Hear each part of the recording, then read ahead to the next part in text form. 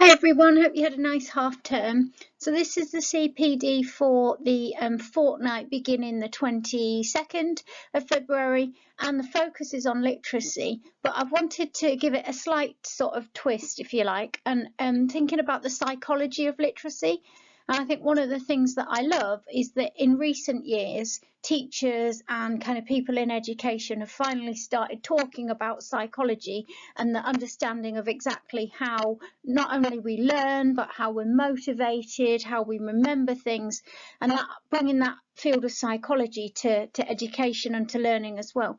And what I try to do in this session is sort of just link together lots of the different strands that we've been looking at over the last sort of couple of years: the literacy, the reading, the cognitive load theory, all of these different strands together to really focus on the psychology of literacy, if you like.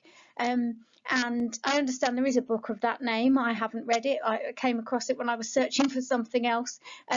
But I don't claim to be looking at the science of reading or the science of writing. This is very much about linking the different ideas that we've been exploring over the last couple of years. So we'll begin with our retrieval like we always do. And it's just simply this. You've seen this diagram so many times, and I just want you to kind of pause the video and on a scrap of paper write down as much as you possibly can, you know, not just the titles for each of our icons, but also the key kind of fundamental ingredients, if you like, that underpin each of those. So see what you can do. Okay, and I'll let you kind of green pen your own, and I don't think it needs reading to you. But the reason I asked you to do that activity, if you like, for your retrieval, was to kind of make a bit of a point that ties in with some of the themes I'm going to explore later on. You may have been able to do that, and I'm sure you were able to do that really quite effectively because it's so familiar to you. And you were able to do it not because you've sat and memorised this, in the same way that our students who are able to give us a really good quality answer or write a really wonderful piece of work or perform really well in a test are able to do that not because they have sat and memorised the knowledge organiser or the list of facts. There's an element of that because we say to students, this is the core knowledge that you absolutely need to have. These are the effective strategies to commit that to your long-term memory, the retrieval, the flashcards. So there's a small element of it. But as we know, understanding is about way more than just memorising. And when it comes to reading and literacy generally, but reading in particular, that is so important for us to realise. And I was reading a book over the half term, and actually I guess this is the thing with reading, you pick up a book for one particular purpose and it kind of takes you in other places that you didn't predict. And the book I was reading was this one here. I don't know how clearly the camera will pick that up, but it's one of the research ed books, and this one in particular was on leadership. And I was actually trying to find within it a bit of advice about coaching. But I came across the chapter called Leading to Fluency, which was about if you are in a leadership position in a school, how important it is to ensure that there is this kind of reading culture and that reading is being taught really well. And as I was reading it, there was a really interesting kind of little passage as though it was written from a student. And so I'm just going to read it to you because I think this is really important when it comes to being aware of what some of our children may go through when we put a piece of text in front of them. My name's Zira. I'm 10 years old. I cannot read. My teacher's nice and works with me a lot and finds books for me and tries to teach me to read. I know the books are for younger children. They have lots of pictures. I can remember some of the words because they appear a lot in the books. When I can't remember a word, I sound out the first letter. My teacher helps me to do this and encourages me to look at the pictures to see if there's a picture of something that starts with the sound. Or I try to guess a word that makes sense. Sometimes I guess right and my teacher's happy. Sometimes I guess wrong and I know my teacher's disappointed. Mostly I just wait until my teacher tells me the word. When I can remember the whole of the book, we move on to another book. This is scary. Although some words look familiar, it takes me a long time to remember any of them. We keep working until I can remember all of them. My friends read books without pictures, just loads of words. I have no idea how they remember all of them, but I do know that I'll never be able to remember enough words to read their books. This is a child who thinks that reading is having to remember what the words look like. And we know there are certain words that sight words that you do just have to learn to recognise, because they don't kind of they don't fit into any of the sort of phonetic rules. But imagine thinking that to be able to read and access a book, you had to remember every single word. No wonder she felt that the books the other children read were completely out of her reach. And that's, I think, quite a powerful little reminder of just how problematic it can be if children don't learn to read properly. And we know it should have happened by the time they come to us. We know how much amazing work goes on in primary schools, and we know now that, you know, it's recognised that phonics is the most effective way. And that's because there's not so many phonemes to have to remember as there are words or letter combinations. So you're making it possible for the human brain to cope with this, whereas the human brain could not possibly cope with having to remember all of those words. So we know that it's a really complex task to expect a child to read if they haven't already got that basis of decoding and that kind of phonetic understanding. And I know that Rachel's session just before the holiday really focused around reading and thinking about it from the perspective of some of our children that have got a lower reading age. So I'm not going to kind of go over that ground, but I do want us to think about it in terms of everything we've done so far on psychology and cognitive load and how we learn and cognitive bias, and bring it all together. So, as you will already tell, today's focus is very much on reading and what we can do in the classroom, but I'm kind of broadening it a bit more than that and thinking about the other strands of literacy. So it's not just the reading here, it's also the writing, it's how we use modelling effectively to prepare students for that. It's all of the things that underpin, because even though we know there's so much more to learning than just the physical piece of writing at the end of it, and we know that we actually can't see learning happen, we still need to prepare our students to be able to produce that quality work, that piece of writing that's appropriate for that subject, or to be able to read and understand that text, or to be able to articulate their ideas in the right kind of language for that subject. So it's bringing it all together. So one of the first ways in which I want us to think with our sort of psychology hats on, if you like, is evolutionary psychology. And actually we can learn quite a lot about literacy and the human mind and why certain things are so hard, whereas others seem almost inherently kind of a skill that we've just always had. If we look at the evolution of the human brain, and if we look at evolution generally, actually, and if we think about it, and again, I'm going to turn to this book because this was quite useful here, and it really made me think when I came across this bit. The ability of humans to communicate orally has developed over millions of years, with diverse language possible from about 100,000 years ago. It appears that language has an instinctive inherent foundation and that there exists the universal grammar. So that is almost this we're inherently programmed to be able to communicate orally, which is great, and we need to maximise that. But when we think about reading and writing, that's a very different story. Written language has been in existence for around 5,000 years, which is not an evolutionary period. Thus, the brain cannot have evolved to write and read. Writing and reading have evolved to the constraints of the human brain, reshaping and reusing old parts for new purposes. Learning to read is not like acquiring one's native language, no matter how much someone wishes it was so. So actually, in evolutionary terms, we can start to begin to understand why this is so much harder and why it needs to be explicitly taught and developed in our students. And we have to remember that that explicit teaching and development does not stop as soon as they get to July of year 6.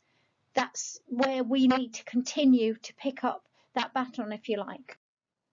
Okay, so you've seen both of these diagrams before. There shouldn't be anything new here as such.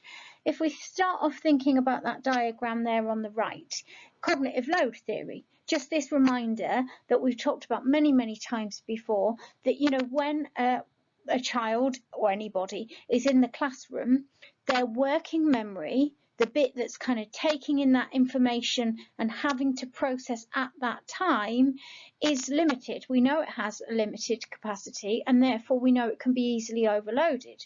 And that's the beauty and the wonder of the fact that a lot of knowledge and vocabulary awareness and all of that other learning, if it can be in our long-term memory, it frees up the working memory for new learning, for new knowledge, for new processing, and that's where the really wonderful stuff can happen, and the applications to new contexts. And I want to apply this diagram that we've looked at loads of times before to reading. And on the left-hand side, you can see there something that you've seen many times before as well. Whenever we've looked at literacy and the art and science of reading, I've used Scarborough's reading rope.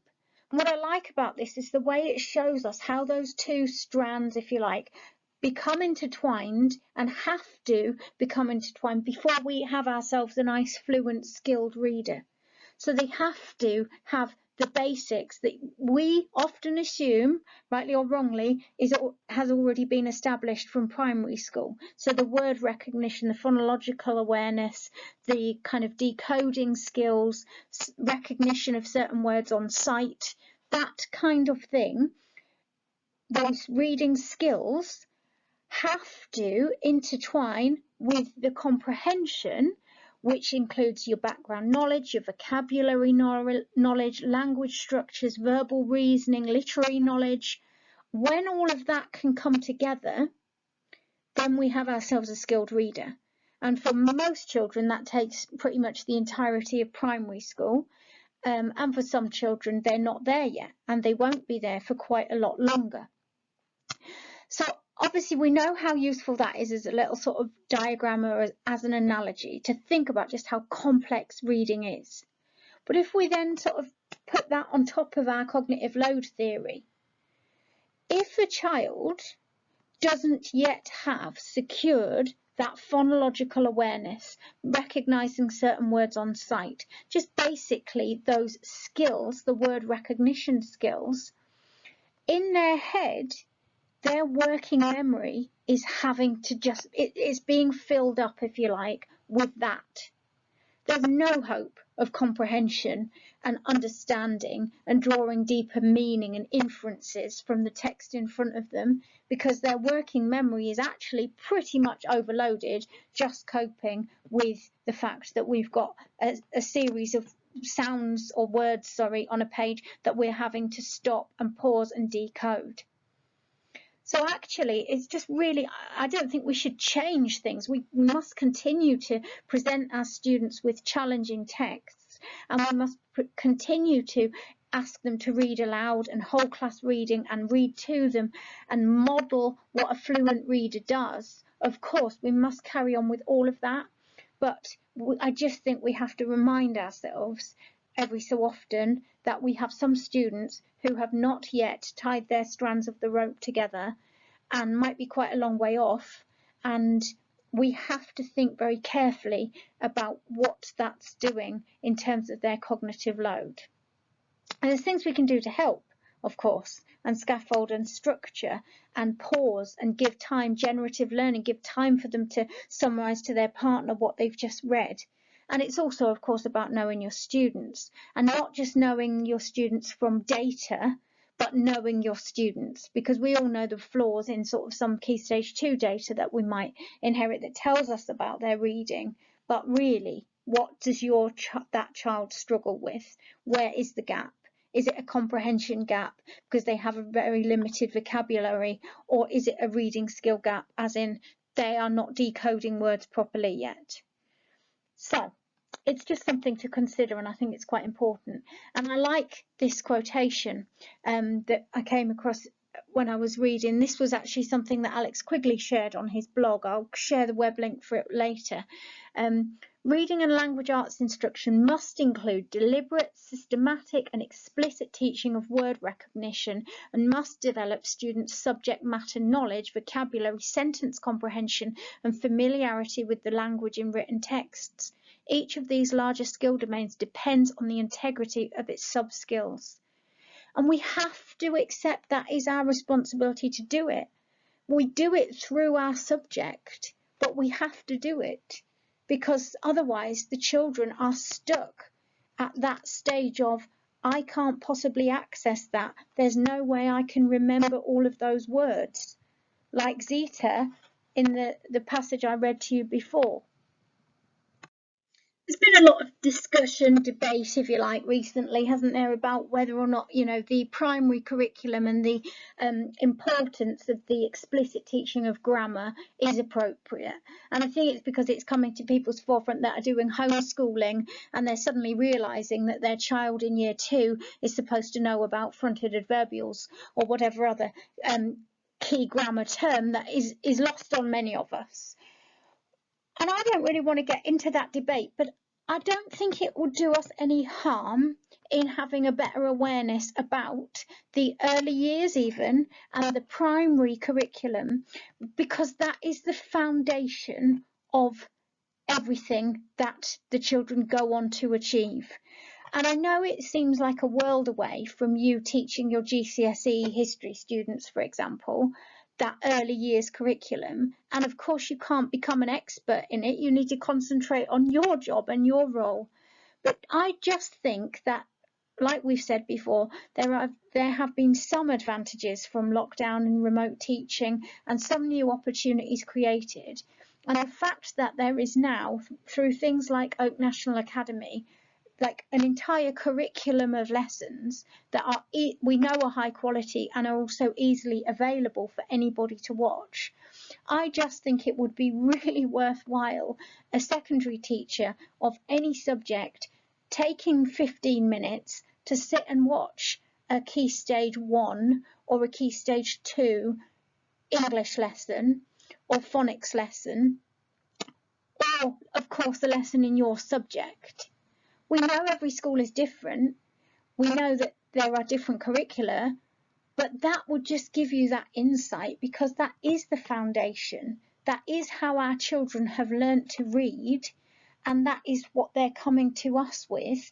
And if there's gaps in that, us being aware is actually really quite powerful of the process that's led them to get to where we need them to be. I just think it's about using that as an opportunity. Of course, I would never suggest that we could become experts in the primary curriculum overnight. That would be an absolute insult. And what they do is, phenomenally, it's impressive. But just being aware, like spending 15-20 minutes, have a quick watch, have a quick scan through what kinds of strategies are they using. I just think it would help. It would add to our expertise as secondary teachers. I've said this before, I've had conversations with Denise about this. I think we have a great deal to learn from primary, and especially in the field of literacy and reading. Okay, so a little challenge for you. I've turned my camera off so I'm not in the way, and I'll pause and just have a go and see whether you can interpret this.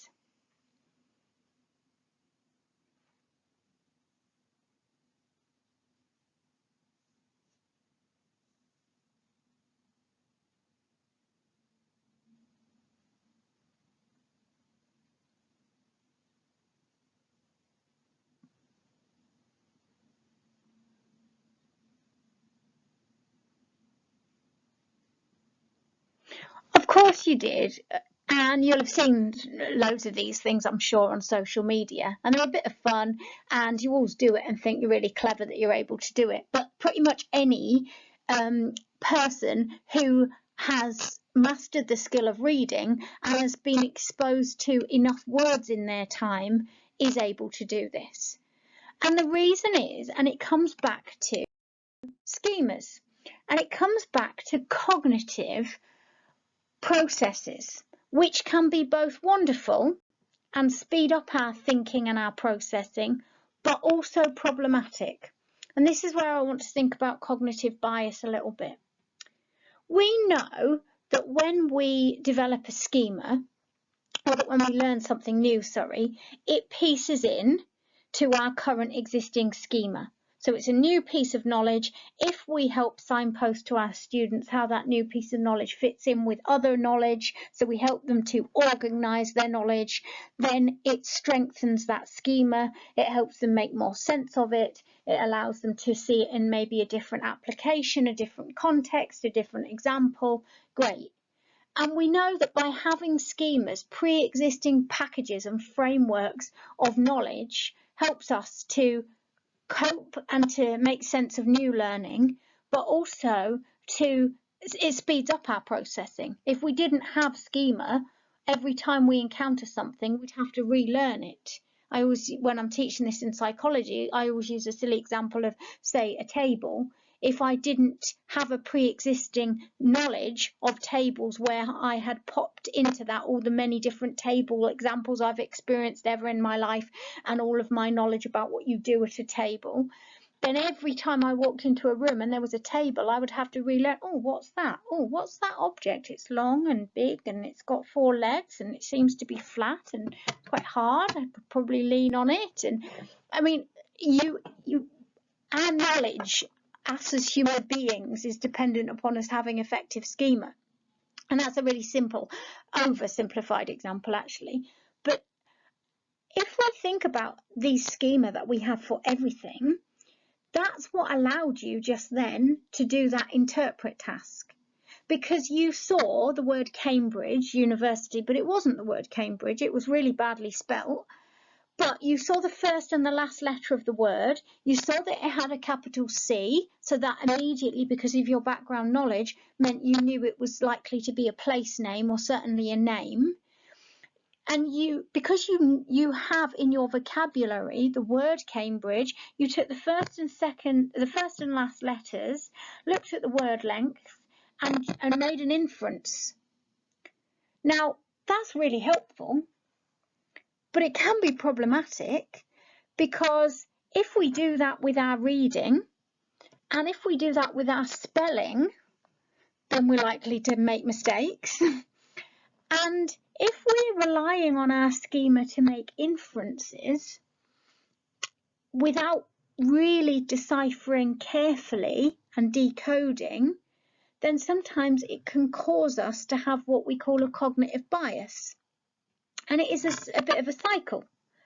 So something happens, event happens in the world, but actually for a student in the classroom, this could be a new piece of information given. You perceive that, you take that in, and your brain, based on its own belief systems and pre-existing schema, perceives the importance of that and the knowledge within it, infers meaning from that based on beliefs, and then will search out new information to confirm that belief. And it can become, and this is important for teachers to recognise as well, where they have a cognitive bias, and we will often search out things to confirm our pre-existing schema, and it makes it difficult sometimes for us to take on new knowledge. And I know this is all getting a bit scientific and a bit sort of psychology-y, but I just think when we think about our students, they have cognitive bias and we have cognitive bias. And whilst it can help us to skim and to scan when we're reading, it can help us to make educated guesses and inferences. If we're not careful, it can also catch us out. And a cognitive bias, a biased way of looking at the world, because of our pre-existing schemas, because we've once learnt something wrong, because we've always spelt a word incorrectly and it's not been challenged, so we think that's correct, will lead to selective attention. So I want you to have a go at something else. Pause this, come out of this video, follow the web link, and if you've never had a go before, I recommend it. It's called the Stroop test, okay? And you just simply have to read the words, and it will give you 2 sets of words to do it. And the idea is you're meant to time yourself for the first set of words and compare your time for the second. Okay, so just have a go. And interestingly, with the Stroop test, I'm sure you all found that your second time, if you did time yourself, your second time was much slower, because you're actually fighting. Your attention is fighting. You want to say the colour, but you know you've got to decode the letters in front of you and actually say the word, because you've been asked to read the word. And those 2 things conflict. And apologies if anybody is afraid of spiders, because I've chosen this just as an example.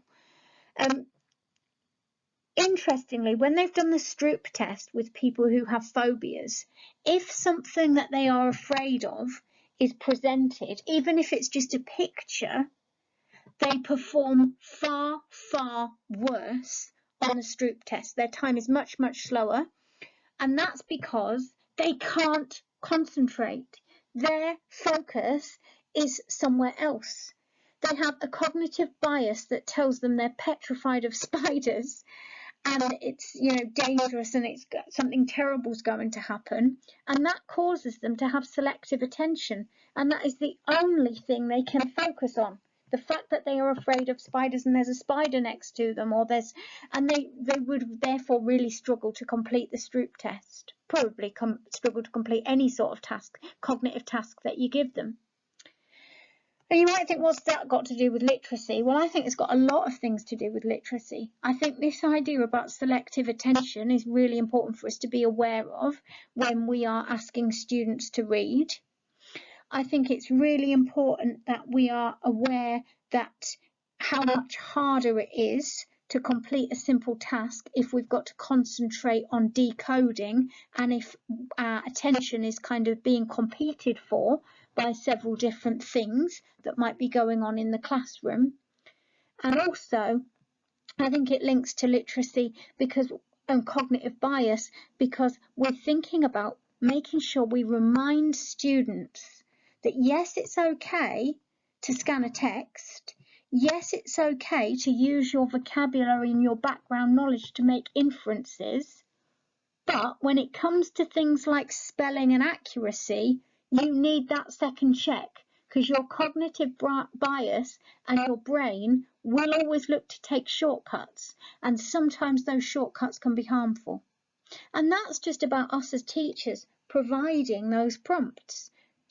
Just check your word. No, not how you think it might look at first glance. Just double check that spelling. Is that absolutely right? Because we wouldn't want to learn it wrong. And it's that little prompt that I think can make quite a big difference. I'll get rid of that hideous picture. Okay, so moving on to writing, and again applying this cognitive load theory. And it's exactly the same principle, really. It's just about reminding ourselves of just how hard writing is. And if we think about that working memory again, just how much of our processing, our here and now having to process information is going on when we ask students to do something that might to us seem quite simple. Oh, just write a paragraph. And that diagram there, again taken from Alex Quigley's blog, it's massive, the things that we're asking them to do and to think about. And some of those things become almost automatic, which is what we need them to be, because that frees up the working memory. But other things on there really are going to be using our working memory, because we are having to process and struggle with new ideas as we are writing. And that's why we've talked before about the importance of giving students the time to say it aloud first. Say it, talk it through, rehearse it lots of times before you're expected to write it down. It all just helps free up that working memory a little bit. Again, I think this quote's quite nice in just reminding us just how challenging a task writing can be. Serious writing is at once a thinking task, a language task, and a memory task. And that's absolutely what we're asking our students to do. And we should be encouraging them to develop that skill.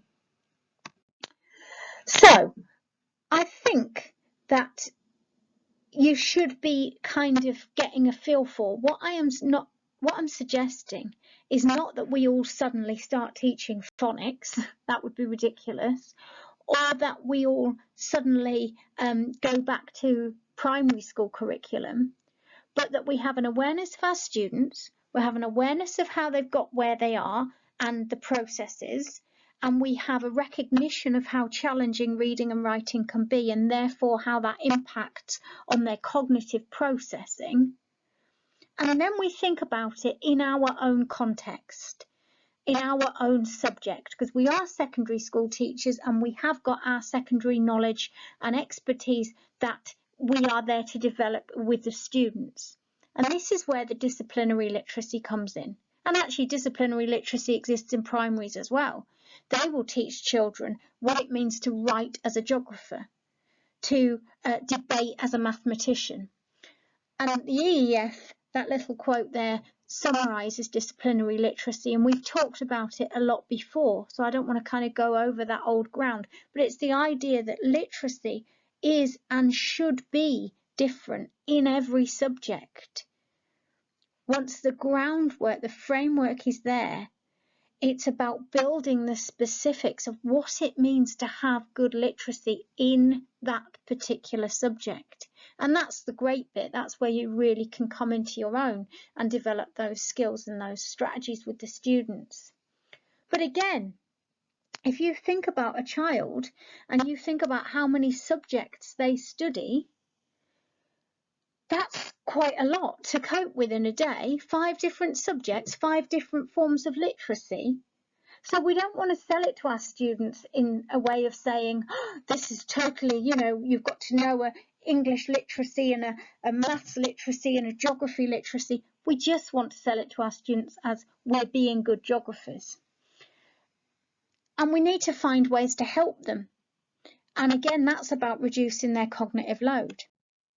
So one strategy we could try, and this is just an idea, it's certainly not something I would want to see, you know, in every classroom. That would get boring and a bit robotic, but we can use little prompts, you know, like these icons I've shared with you before. We can say, you know, today we're going to be writing like a psychologist or a scientist or whatever your subject is. So let's just remind ourselves, what does that mean? And the same for if we're asking them to speak or to debate or to discuss. We just provide that little prompt. And I think just something as simple as having that shared at the appropriate point in the lesson can act as that kind of scaffold. And it could be available for them to keep coming back to. Because we are talking about scaffolding and supporting and to a certain extent modelling what it means to be able to read, write, speak in a particular subject. So I can't show you the video here and pick the sound up, but you can go to that web link there, and on there it's Tom Sherrington's blog, and it's all about this idea of where you're effectively using modelling in the classroom. There's a very gradual handover between teacher and student. And there's a short video clip on there that I would really recommend watching, because he does kind of use the example of writing in there as well. And so it's not a simple, right, teacher, does it hand it over to the student? It's actually an extended handover. There's a lot of the we do it together. You know, I know a lot of us use I do, we do, you do. Well, it's I do, we do some more, we do some more, we check that we've done it okay, we look at this example, we do a bit more, and then you do. And it's that extended, repetitive handover. And Tom Sherrington talks about the fact that we shouldn't be afraid of that. It might feel like we're spoon feeding, but no, that's learning. That's supporting the students to effectively learn. And that very much applies to writing. And so I just wanted to talk through a bit of an example, really. And a lot of this is taken from Tom Sherrington's blog there in that little video clip. So I might be faced with an evaluation question, for example, and I'm trying to get the students to think about how to write an evaluative paragraph.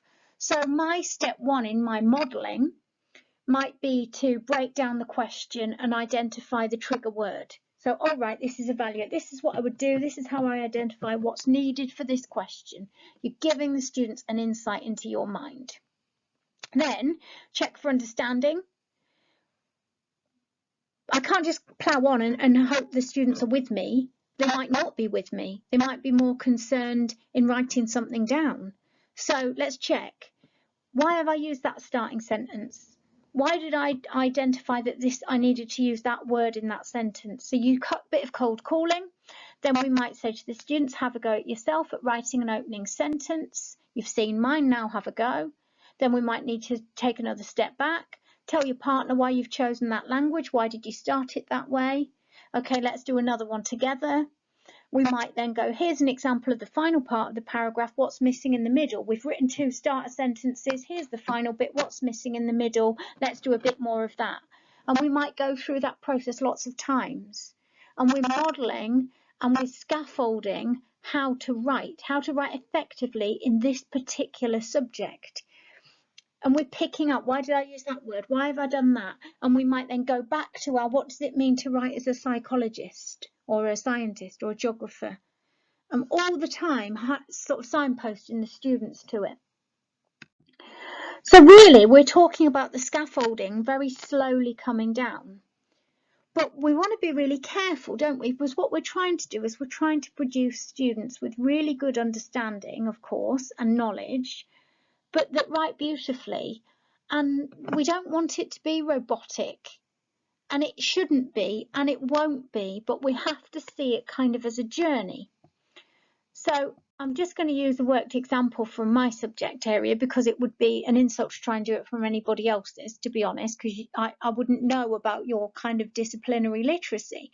But this is some sort of scaffolding, I suppose, modelling that I would regularly use, especially with year 12 students. So we might have our essay question there, and at the beginning I would always be reminding them, right, it's 16 marks, 6 marks up for grabs for knowledge, so we want 2 AO1 paragraphs, so let's just brainstorm, what do we know? That's all our knowledge, that's where we're getting our key vocabulary and terminology in. Okay, and then we've got 10 marks up for grabs for AO3, that's our evaluation. That's where we think about how useful and secure are these conclusions. And I would teach them that as this really rigid structure, 2 AO1, 3 AO3. And it doesn't always lead to the most beautifully written flowing answers, but I know it's their way of ensuring I've got the right proportion of knowledge to evaluation. But gradually, we need to get them to a point where they can write fluently and evaluate and discuss the merits of a particular approach or idea, because they've got so much to say and they've got so much knowledge, and they can think of the counter arguments and the alternative research and the other evidence. But I have to get them there first. So that's about knowledge rather than about literacy.